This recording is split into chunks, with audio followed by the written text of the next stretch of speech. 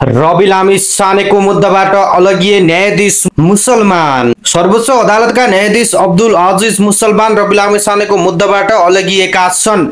राष्ट्रिय स्वतन्त्र पार्टीका सभापति एवं पूर्व गृहमन्त्री रवि लामिछाने गैरकानूनी रूपमा थुनामा राखिएको भन्दै परेको बन्दी प्रत्यक्षीकरण निवेदनको सुनवाईमा न्यायाधीश मुसलमानले आफू संलग्न नहुने घोषणा गरेका छन्। उक्त निवेदन बुधबार न्यायाधीश नहकुल सुवेदी र मुसलमानको इजलासमा परेको थियो। मुसलमानले यसअघि रवि जोडिएकै मुद्दाका प्रतिवादी छविलाल बन्जाडेको यस्तै निवेदन खारेज गरिदिएका कारण रविको निवेदन हेर्न नमिल्ने भनेका हुन्। यसअघि पनि हेर्न नमिल्ने न्यायाधीशको इजलासमा पर्दा यस निवेदनमा सुनवाई हुन सकेको थिएन। यही वैशाख 9 मा न्यायाधीश अब्दुल अजिज मुसलमानको इजलासले रविको निवेदनमा कारण देखाउ आदेश जारी गरेको थियो।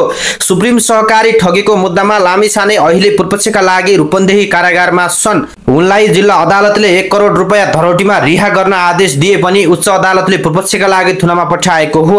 आदेश लगत्तै लामिछानेलाई काठमाडौँ उपत्यका अपराध अनुसन्धान कार्यालयले निवासबाटै पक्राउ गरेर हिरासतमा राखेको थियो। त्यसको भोलिपल्ट रूपन्देही लगेर उनलाई कारागार चलान गरिएको थियो। तर रवि पक्राउ र कारागार चलान गैरकानूनी दाबी गरी उनी पत्नी निकिता पौडेलले बन्दी प्रत्यक्षीकरण निवेदन दायर गरेकी हुन्। उनले निवेदनमा रविलाई गैरकानूनी रूपमा थुनामा राखिएको दाबी गर्दै तत्कालीन रिहा गर्न माग गरेकी छिन्।